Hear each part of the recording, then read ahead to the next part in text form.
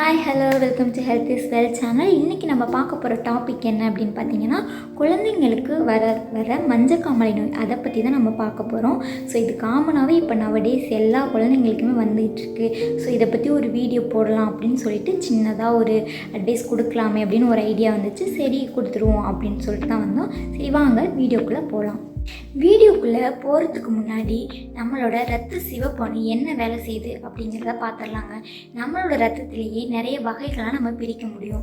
ரத்த சிவப்பணு, ரத்த வெள்ளையணு, platelet, plasma, protein சொல்லிட்டு நம்ம ரத்தத்திலேயே வகை வகையாக பிரிக்க முடியுங்க.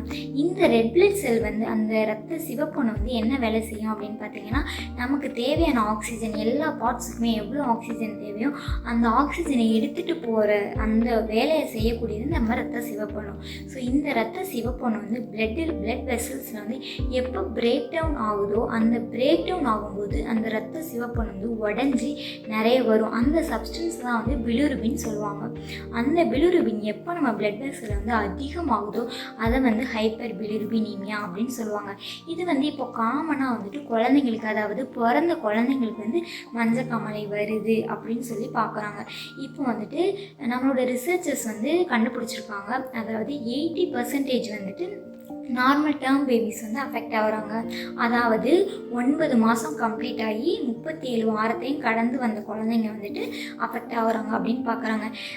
60% preterm baby, premature baby affect ஆகுறாங்க அப்படின்னு சொல்லியிருக்காங்க. ப்ரீமெச்சூர் பேபினா ஒன்றும் இல்லைங்க, 37 வீக்ஸுக்கு கீழே இருக்கவங்க, குறை மாதத்தில் பிறந்த குழந்தைங்கன்னு சொல்லுவாங்க, அவங்க அஃபெக்ட் ஆகுறாங்க. ஏன் அப்படின்னு சொல்லி பார்த்தீங்கன்னா, ஏன் டேர்ம் பேபி 80% அஃபெக்ட் ஆகுறாங்க, ப்ரீடேர்ம் பேபி 60% அஃபெக்ட் ஆகுறாங்க அப்படின்னு பார்த்தீங்கன்னா, ப்ரீடேர்ம் பேபிக்கு லிவரோட மெச்சூரிட்டி லெவல் ரொம்பவே கம்மியாக இருக்கும். அப்படி இருக்கும்போது நம்மளோட பேபி பிலிருபினை யூரின் வழியாகவோ ஸ்டூல் வழியாகவோ எக்ஸ்க்ரீட் பண்ணுறதுக்கு ரொம்ப டிஃபிகல்ட்டாக இருக்கணும். ஸோ இம்மெச்சூர் லிவர் இருக்கும்போது அந்த ஃபங்க்ஷன் நடக்கிறதுக்கு பேபி கொஞ்சம் டைம் எடுத்துக்கும். ஸோ அதனால் ப்ரீமெச்சூர் பேபி உடனே அஃபெக்ட் ஆகுறாங்க. டேர்ம் பேபிஸ் அஃபெக்ட் ஆகுறது எப்படி நம்ம கண்டுபிடிக்கலாம், செகண்ட் டே இல்லைனா தேர்ட் டே லைஃப்பில் நம்ம கண்டுபிடிக்கலாம். ஸோ இந்த ஜாண்டிஸை ஃபிசியாலஜிக்கல் ஜாண்டிஸ் அப்படின்னு சொல்கிறாங்க. இதை நம்ம ஈஸியாக க்யூர் பண்ண முடியும். போட்டோதெரப்பி ட்ரீட்மெண்ட் அந்த மாதிரிலாம் வச்சு க்யூர் பண்ண முடியும். பிரெஸ்ட் மில்க் நல்லா அடிக்வேட்டாக கொடுக்கும்போது பேபி யூரின் வழியாகவும் ஸ்டூல் வழியாகவும் பிலிருபினை வெளியேற்றும் போது நம்ம ஜாண்டிஸ் குறையிறத நம்ம பார்க்கலாம். இதை ஃபிசியாலஜிக்கல் ஜாண்டிஸ் அப்படின்னு சொல்கிறாங்க. இதே பேத்தாலஜிக்கல் ஜாண்டிஸ் அப்படின்னு சொல்லி பார்த்தீங்க அப்படின்னா, பேத்தாலஜிக்கல் ஜாண்டிஸ் 24 மணி நேரத்தில் உடனே பார்க்க முடியும் குழந்தைங்களுக்கு. இது எதனால் வருது அப்படின்னு சொல்லி பார்த்தீங்கன்னா, ஒன்று ஆட்டோ இம்யூன் டிசீஸ் சொல்லுவாங்க, அதுக்கப்புறம் ஹீமோலைட்டிக்கல் டிஸார்டர் வருதுன்னு சொல்லுவாங்க. பிளட்டில் எதனாவது இன்ஃபெக்ஷன்ஸ், அதாவது அம்மா கிட்டே இருந்து குழந்தைங்களுக்கு பிளட்டில் இன்ஃபெக்ஷன்ஸ் மூலமாக எதனாவது பரவுது அப்படிங்கிறது மூலமாக வரும். இதே RH இன்கம்பேட்டபிலிட்டி அப்படின்னு சொல்லுவாங்க. அப்படின்னா மதருக்கு ஒரு பிளட் குரூப்பாக இருக்கும், குழந்தைங்களுக்கு பேபிக்கு ஒரு பிளட் குரூப்பாக இருக்கும். ஸோ இது இன்கேப்பபிளாக இருக்கும்போது இந்த மாதிரி பேத்தாலஜிக்கல் ஜாண்டிஸ் வருது அப்படின்னு சொல்லிட்டு சொல்கிறாங்க. RH இன்கம்பேட்டபிலிட்டி அப்படிங்கும்போது, அதாவது நெகட்டிவ் பிளட் குரூப்ஸ் இருக்கும்போது பிலிருபின் லெவல் அவ்வளோ சீக்கிரம் எக்ஸ்க்ரீட் பண்ண முடியாது. அது பேபிக்கு கொஞ்சம் கஷ்டமாக இருக்கும். ஸோ இதனோட சைன்ஸ் அண்ட் சிம்டம்ஸ் பார்த்தீங்க அப்படின்னா, 24 மணி நேரத்தில் உடனே நமக்கு பார்க்க முடியும். சீரியஸ் இல்னஸை நம்மளால் கண்ணாலே பார்க்க முடியும் அப்படின்னு சொல்லிட்டு பார்க்குறோம். இதை பேத்தாலஜிக்கல் ஜாண்டிஸ் அப்படின்னு சொல்கிறாங்க. இதே பிரெஸ்ட் மில்க் ஜாண்டிஸ்ன்னு கூட சொல்கிறாங்க. ஏன் பிரெஸ்ட் மில்க் ஜாண்டிஸ் அப்படின்னு சொல்கிறாங்க பார்த்தீங்கன்னா, அதாவது டெலிவரி ஆன பிறகு மதருக்கு பிரெஸ்ட் மில்க் கொடுக்க ரொம்பவே கஷ்டப்படுவாங்க. பிகாஸ் அது ரொம்ப கம்மியாக தான் பிரெஸ்ட் மில்க் செக்ரேட் ஆகும். ஸோ குழந்தைங்களுக்கு அடிக்வேட் இன்டேக் இருக்காது. பேபிக்கு அடிக்வேட் இன்டேக் இல்லாதப்போ யூரினோ ஃபீஸஸோ வெளியில் வரதுக்கு ரொம்ப கஷ்டப்படும். ஸோ ரொம்ப கம்மியாக தான் வெளியே வரும். அந்த டைமில் பிலிருபின் நார்மலாக வெளியேற்ற முடியாமல் அந்த டைமில் குழந்தைங்களுக்கு ஜாண்டிஸ் வருது. ஸோ இதை பிரெஸ்ட் மில்க் ஜாண்டிஸ்ன்னு சொல்கிறாங்க. இதுதாங்க காரணம், அவ்வளோதான். ஸோ இப்போ இதுக்கு ட்ரீட்மெண்ட் என்னென்னலாம் இருக்குது அப்படின்னு சொல்லி பார்த்தீங்க அப்படின்னா, ட்ரீட்மெண்ட் ஒன்றும் இல்லை. நமக்கு வந்து சன்லைட் தெரப்பி அப்படின்னு சொல்லிட்டு இருக்குது. நார்மலாக ஏர்லி மார்னிங் வர சன்லைட்டில் நம்ம பேபியை காமிக்கலாம். இது வந்து நேச்சுரல், இது வந்து காலங்காலமாக நம்ம பெரியவங்க வீட்டில் பண்ணிக்கிட்டு இருக்கிறது தான். இது நெக்ஸ்ட்டு நம்ம பார்த்தீங்க அப்படின்னா ஃபோட்டோ தெரப்பி ட்ரீட்மெண்ட் இருக்குது. அதாவது ப்ளூ லைட்டுக்கு கீழே ரேஸ்க்கு கீழே வைக்கும்போது அது அந்த லைட் என்ன பண்ணும் அப்படின்னா கான்ஜுகேட்டட் ஆர் டைரக்ட் பிலிருபினை வந்து அன்கான்ஜுகேட்டட் இன்டைரக்ட் பிலிருபினாக மாற்றும். ஸோ இப்படி மாற்றும்போது குழந்தைங்களுக்கு வந்து ஜாண்டிஸ் வந்து ஈஸியாக குறைக்க முடியும். ஸோ ஃபோட்டோ தெரப்பி ட்ரீட்மெண்ட் சொல்லிட்டு ஒன்று இருக்குது. நெக்ஸ்ட்டு சிவியர் கண்டிஷன் அப்படிங்கும்போது நமக்கு வந்து பிளட் எக்ஸ்சேஞ்ச் டிரான்ஸ்ஃபியூஷன்ஸ் வந்து இருக்குது. எக்ஸ்சேஞ்ச் பிளட் டிரான்ஸ்ஃபியூஷன் என்ன பண்ணும் அப்படின்னு சொல்லி பார்த்தீங்கன்னா, அதாவது நம்மளோட பிலிருபின் வந்து பிளட்டில் தாங்க இருக்குது. ஸோ அந்த பிலிருபின் இருக்க பிளட்டை வந்து வெளியேற்றிட்டு நம்ம நார்மல் ஹெல்த்தி பிளட்டை வந்து அட்மினிஸ்டர் பண்ணும்போது ஸோ குழந்தைங்களுக்கு வந்து அந்த பிலிருபின் வந்து பிளட் வழியாக வெளியே போகும் இல்லையா, அப்போது வந்து நம்மளோட ஜாண்டிஸ் வந்து கட்டுப்படுத்த முடியும் அப்படின்னு சொல்லிட்டு பார்க்குறோம். இது exchange blood transfusion. Serious illness அப்போது டாக்டர் வந்து அட்வைஸ் பண்ணுவாங்க. அதை தவிர்த்து எதனாவது இன்ஜெக்ஷன் இருக்கா அப்படின்னு சொல்லி பார்த்தீங்கன்னா, பேபிஸுக்கு எதனாவது இன்ஃபெக்ஷன்ஸ் இருக்குது, சைன்ஸ் அண்ட் சிம்டம்ஸ் இருக்குது, அதை பொறுத்து தான் நம்ம டாக்டர்ஸ் வந்து இன்ஜெக்ஷன்ஸ் வந்து ப்ரிஸ்கிரைப் பண்ணுவாங்க. அதனாவது சைன்ஸ் அண்ட் சிம்டமேட்டிக்காக வந்து ட்ரீட்மெண்ட் பண்ணுவாங்க. மற்றபடி இதுக்கு வந்துட்டு ஸ்பெசிஃபிக்காக எந்த மெடிசன்ஸ் கிடையாது. அதுவும் இல்லாமல் பேபிஸ் வந்து லிவர் டிசீஸ்க்கு போச்சு அப்படின்னா அதுக்கேற்ற மாதிரி டாக்டர் வந்து மெடிசன்ஸை ப்ரிஸ்கிரைப் பண்ணுவாங்க. ஸோ இதை வந்து எப்படி கண்டுபிடிக்கலாம் அப்படின்னு சொல்லி பார்த்தீங்கன்னா, பிளட்டில் தாங்க அக்யூரேட்டாக தெரியும். அக்யூரேட்டாக பிளட்டில் வந்து பிலிருபின் லெவல் எவ்வளோ இருக்குது அப்படின்னு சொல்லிட்டு நம்ம பார்க்க முடியும். ஸோ நார்மல் பிலிருபின் லெவல் எவ்வளோ அப்படின்னு சொல்லி பார்த்தீங்க அப்படின்னா, பிறந்த உடனே 24 ஹவர்ஸில் வந்துட்டு 10 mg/dL அப்படி இருந்தால் அது வந்து நார்மல். அதாவது டே ஆஃப் லைஃப் வச்சு தான் வந்து நார்மல் லெவல் எவ்வளோ அப்படின்னு சொல்லிட்டு முடிவு பண்ணுவாங்க. இதே வந்து மோர் தென் 15 mg இருக்குது அப்படின்னு சொல்லி பார்த்தீங்கன்னா 48 ஹவர்ஸுக்குள்ளே இருக்கணும். இதே 18 mg இருக்குது அப்படின்னு சொல்லி பார்த்தீங்கன்னா 72 ஹவர்ஸ் மினிமம் இருக்கணும். ஸோ மோர் தென் 20 mg அப்படின்னு சொல்லி பார்த்தீங்கன்னா மோர் தென் 72 ஹவர்ஸ் இருக்கணும். அப்படி நீங்கள் பார்த்தீங்க அப்படின்னா இந்த நார்மல் ஒவ்வொரு டேக்கும் பிலிருபின் லெவல் வந்து இன்க்ரீஸ் ஆகும்போது அது நார்மலாக தாங்க இருக்கும். ஸோ அக்கார்டிங் டு த டே, அதாவது குழந்தைங்க பிறந்ததுலேருந்து ஒவ்வொரு நாளும் வந்து அந்த கட் ஆஃப் லெவலை வச்சு தான் வந்துட்டு டாக்டர்ஸ் முடிவு பண்ணுவாங்க. ஒன்று பிளட் டெஸ்ட், இன்னொன்று என்ன இருக்குது அப்படின்னு சொல்லி பார்த்தீங்கன்னா, அதாவது பிலிரோமீட்டர்னு சொல்லுவாங்க. ஸ்கின் டெஸ்ட், ஒரு மிஷின் வச்சு பேபியோட ஸ்கின்னில் வந்து டச் பண்ணி பார்ப்பாங்க.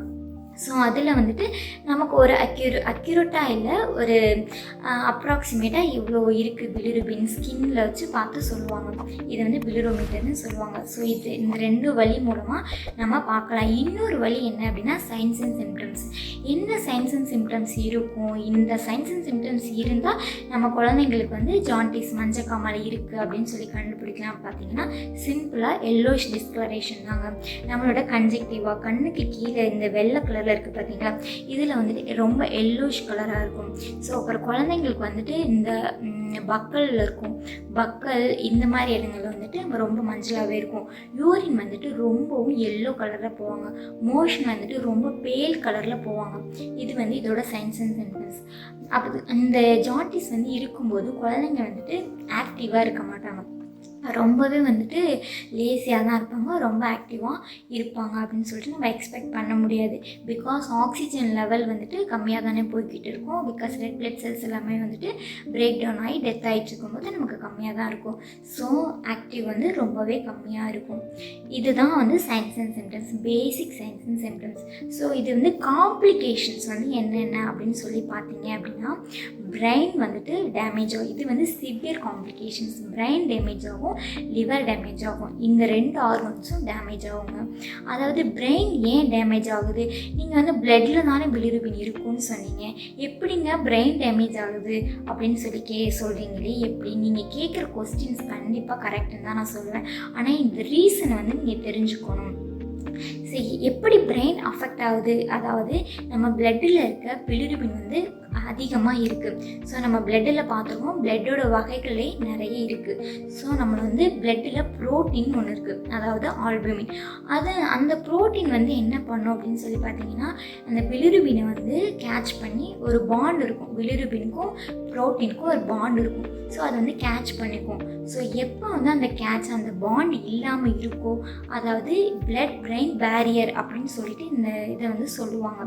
பிளட் பிரெயின் பேரியர்னால் ஒன்றும் இல்லைங்க, எப்போ வந்துட்டு பிலிருபின் வந்துட்டு பிளட்டில் ப்ரோட்டீனில் கேட்ச் ஆகாமல் அதை தாண்டி போகுதோ, அதாவது தின் லேயர் ஆஃப் டிஷ்யூவை தின் லேயர் ஆஃப் டிஷ்யூவை தாண்டி பிரெயினுக்கு போகுதோ, அப்போ வந்து தான் பிரெயின் வந்து அஃபெக்ட் ஆகுது அப்படின்னு சொல்லி பார்க்குறோம்.